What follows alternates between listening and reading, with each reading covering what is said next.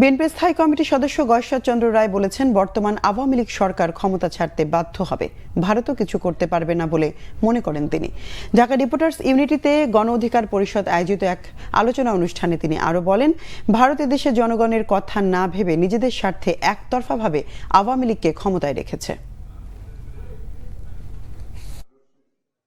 বর্তমানে অর্থনীতির অবস্থা, ব্যাংকিং এর করুণ চিত্র, ব্যাংকগুলির ফোকলা, বেতন দেওয়ার টাকা থাকবে না, চেয়ার টেবিল বিক্রি করে তাদেরকে বেতন দিতে হবে।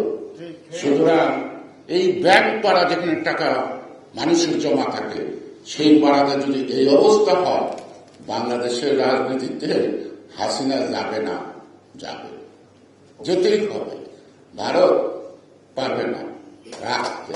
7 তারিখে যে মতান্তরে 7-8% ভোট, 8-9% ভোট ভোট কেন্দ্রে ছিল, গতকাল বলে তাও ছিল না। নিশ্চয়ই আমাদের খুব বেশি তৎপরতা ছিল না ভোটারদের ব্যাপারে। ভোটাররা একেবারে জলমের মতো আগ্রহ ত্যাগ করছে, ভোট জিনিস নাই, এবং সিলসাপ্পর মাইরা সুযোগ দেওয়ার কারণে সুযোগ হচ্ছে।